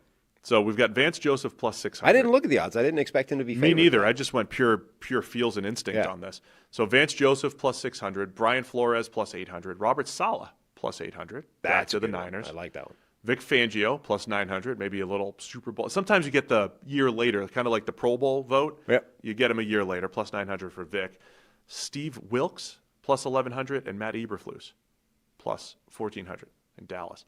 And then I went, I'm just like anti-Bobby these days, I guess. I went Nick Caley. Wow. I love Bobby. What if he turns the Dolphins around? I went Nick Caley because I think the Texans' offense just wasn't a right fit last year. Wasn't a right fit, but Nick Caley maybe turns that thing around in Houston. So if Stroud has a good year and all of a sudden that offense gets back to what we thought they could be, right? So as good, he has a year like Bobby had in 2023, right. Then he's in the mix for assistant coach of the year. Yeah, I mean, I could absolutely see that. And then we're going to wrap it up with our own special award. This is the one that we just say is the best player. Are we doing this later? Later. This is later. Later? Yeah. Because we're going to come back. So we have to pick. I got it. I got the rundown here. We're going to pick our Super Bowl and then the player of the year. All right. But a quick break to tell you about our sponsor, Dynasty Daddy. Dynasty Daddy is a free, fully integrated fantasy football toolkit with league power rankings, trade calculator, start-sit tool, live draft tool, trade database, and more. Analyze all the teams in your league, identify team needs, and trade partners to give your team the best odds to win. Dynasty Daddy also has a playoff calculator. You simulate 10,000 seasons to see how the season will shake out. So using your league schedules, Dynasty Daddy calculates the odds of making the playoffs, making the finals, winning the finals, projected records, and more. This sounds great. Great way to build your team and project the season. So you get the full picture when you're running through lineup decisions on Sunday with Dynasty Daddy's start-sit tool. So check out all these tools plus dozens more for completely free at dynasty-daddy.com. That's dynasty-daddy.com. Now we're going to pick our AFC and NFC winners, our Super Bowl winner. Check the Mike Player of the Year. That's right. Check the Mike Chat Player of the Year. See what the chat selects. Or are we picking the best chatter of the year? Who's going to be the best? I don't know. As long as it's not Walt. As long as it's not Walt. So your AFC Championship winner. Who is going to the Super Bowl from the AFC? So this is where I just went chalk, most likely thing to happen, etc. I just went with the best two rosters. The AFC champion will be the Baltimore Ravens. I have the AFC champions as the Buffalo Bills. I'm choosing fun here. They're the top two odds here. Chiefs are third. We're both ignoring the Chiefs, which is typically a mistake in these situations. Never smart. Ravens, Bills, Chiefs, plus 340, plus 370, plus 420. Bengals are fourth at plus 1,000. Then Broncos and Chargers tied at plus 1,200 to represent the AFC in the Super Bowl. So I'll take the Bills. You're taking the Ravens. Yep. Your NFC champion. Repeat for the Eagles. They are the favorite at plus 370. I think they should be. I'm going with the number 2 team, the Detroit Lions. This is their year? It's either the Bills or Lions year. The Super Bowl that we were saying that we wanted last year would be so fun for at least one fan base. Yeah. Bills, Lions, this might be my Super Bowl pick in perpetuity just because we want it? Someone's got to win. Yeah. One of them. Bills, Lions, plus 660. The Packers and Niners are tied for third at plus 900. There we go. Commanders plus 950. Rams plus 1,000. Cowboys nowhere to be seen. Surely the favorite, like the classic, everyone wants it Super Bowl, has got to be Buffalo, Minnesota. Somebody's O has got to go. 0-4 versus 0-4. Somebody's got to win one. That would be good too. Buffalo, Minnesota. I made the mistake when I was on Caller's show of talking about Bills Lions and how fun it was, and then I was like, oh, sorry, Vikings fans. Yeah, you guys. It's fun for all of our listeners, many of whom are Lions fans. Not so much Vikings fans. Sorry. Yeah. So I immediately pivoted and said, no, Bills, Vikings. Bills, Vikings. That's who I like. Vikings. That would be a great. I mean, just fun. that story: 0-4 versus 0-4 in Super Bowls. Somebody's got to win this one. Then it goes to overtime. Oh, right. You want that great game.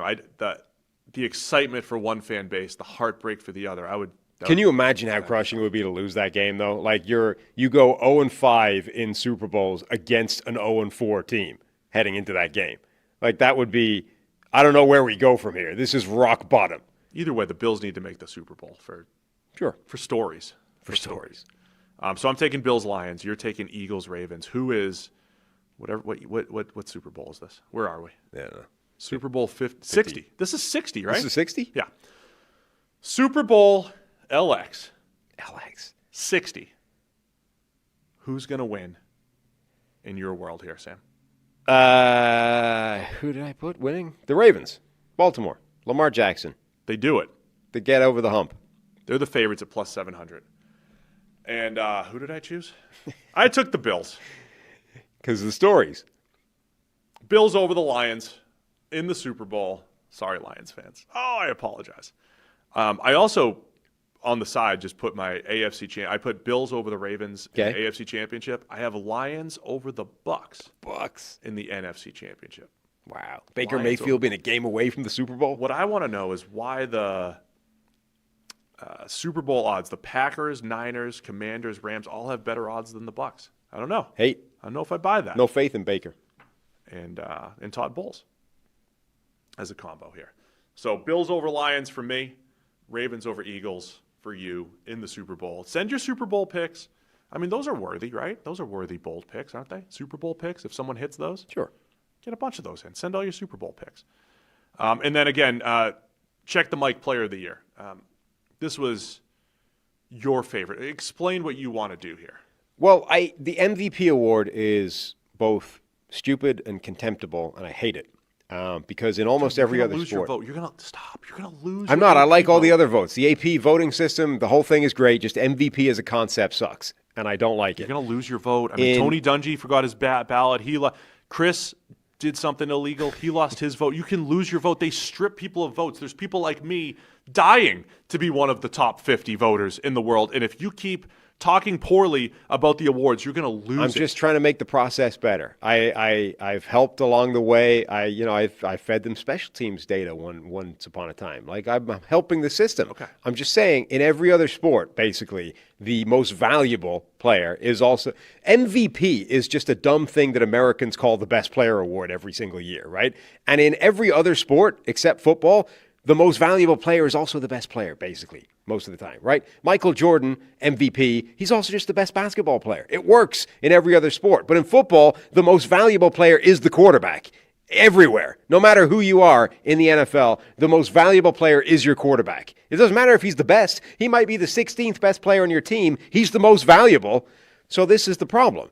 So because valuable is in the award title, we get tied up in knots, and it's become a quarterback award, and it's silly. We spend our entire time parsing out, well, is his value more because his backup stinks? Maybe he should be the most valuable even though he's been hurt all year. It's stupid, right? What we want to do is to just name the best player in the league this year. And so that's what we do. Just wanted to get you fired up there. When we were at PFF, we called it the Stevenson Award. I think they still carry that on, I'm sure. I believe so. But we've got our own. Check the Mike Player of the Year. If maybe we'll make a trophy. Send it out. Maybe we'll make a trophy. So who's going to be the best player in the NFL, regardless of position? You can pick a kicker if you want it. That's the key. It's like, look, the best player in the league, we shouldn't care about positions because it's already taken care of by MVP. If you're really concerned about who the most valuable player is, there's an award already for you. Have at it. I want to name the best player in the league, and the best player might be a guard. The best player might be a defensive tackle. It might be a safety, right? That guy deserves the recognition of you have been the best player in football this year. So that's what it is. Position agnostic, who was the best player in football this year? Who you got? for this year? Myles Garrett. I almost forgot to make this pick, and I'm going to match it with my... And I think Myles Garrett is a good example of this because in a lot of his seasons, Myles Garrett has been one of the best players in the game, but in a lot of those seasons, the Cleveland Browns have not. And therefore, Myles Garrett gets overlooked sometimes for awards. I think people have come around to the idea that actually this dude is an absolute monster and in most years is the best defensive player on the field. And so he's gotten, Defensive Player of the Year awards, but Myles Garrett. Yeah, he's great. I think that's a good pick. I'll go with my Defensive Player of the Year selection of Micah Parsons. So I'll say Micah Parsons at the end of the year, we say, is the best player. It looks like I'm high on the Cowboys based off this. It does. There's nothing this offseason that suggests that I should. Correct. Other than the public sentiment's a little bit lower, and I think their baseline's higher. But I like Micah Parsons. I think they're better than a 7-win team or whatever they were last year. But, yeah, selecting Parsons here for CTM. Check the Mike Player of the Year. All right. Who's the chat believe? Put in the chat. Who do you believe? Who's the best player of the year? Put in all your awards. Let them all know. Let them all. In the comments, in the chat, who wins MVP, offensive, defensive, rookie of the year, coach of the year, assistant coach of the year. Notice we skipped comeback player of the year because of all the awards, that's the worst one. That's the one you hate the most. I hate that the most, the comeback player. I don't care what you come back from. It's fine. Don't care. Joe Flacco won it over a guy that came back from the dead. That's the worst decision in award history. That was everyone very bad should have been decision. stripped of their vote. The AP should have been down to 10 voters after that. After that, just awful voting process. The problem with that is, so that was even worse because that kind of prompted them to send out like here's a... Hey, next time somebody comes back from the dead, maybe select him. To basically send out like a clarification of, hey, here's what we're actually trying to achieve with this award. And the clarification kind of boxed you into a corner of having to give, awards for injury-specific stuff. It's like, I don't know that we needed the clarification. We just needed them to not give it to Joe Flacco of the year where DeMar Hamlin should have won the award. That was a weird. That's insane to me. Anyway, let us know in the chat, especially your player of the year. Who's going to win the Check the Mic Player of the Year? And don't forget, let us know where we're wrong. Let us know where we're wrong and email it to us. Check the mic at the33rdteam.com. Email more specifically. Sorry to cite our friend Josh Pate again. If you're going to tell us we're wrong, you must, before the season, put your name to it. So if you're in the chat like, no, you idiot, the Packers aren't going to win or the Lions aren't going to win the division or whatever you selected, you got to let us know your predictions. You have to let us know. And more specifically, if you want to do something bold, email it in, check the mic at the33rdteam.com. And say, look, I'm going to put a little coffee on the line in exchange for whatever you're willing to give up. We've got hats, we have hoodies, and I really think we should rank the boldness of the bets. Like the boldest bet gets a nice hoodie. An average bet gets a T-shirt. Well, I think an average bet, a hat and a shirt. An average bet we might not even accept that. You need to be bold enough that we're willing to accept it in the first place. An average accepted bet, right? There's levels even to what we accept. We should be encouraging. The whole point in this was, way back at the time where it first happened, it was like, you guys are ridiculous, I believe. And the point is, the thing they believed was insane, and they turned out to be right? I believe that Geno Smith, off the back of being a career bust and then a backup for years, is going to hit the ground running and be better than Russell Wilson. At the time, that was insanity, and yet it ended up being correct, right? That's what we're trying to reward here. If your idea is so absolutely insane, but it turns out to be right, that's what we're trying to achieve. You should get rewarded for that. Bears fans, they're going to overtake the Lions, Packers, and Vikings in the division. Right. It's not just I think another team that you also think, like the Cardinals, right? We both talked about the chances that the Cardinals will be good, and yet neither one of us have picked them to make the playoffs, let alone win the division. If the bet being, I think the Cardinals will win the division. Okay, we just said there was a reasonable chance that happens. We shouldn't be rewarding Cardinals, that. NFC Championship or beyond. Would be like the Cardinals win the Super Bowl or they go 0-17. Neither one of us is seeing those things happen. So be bold.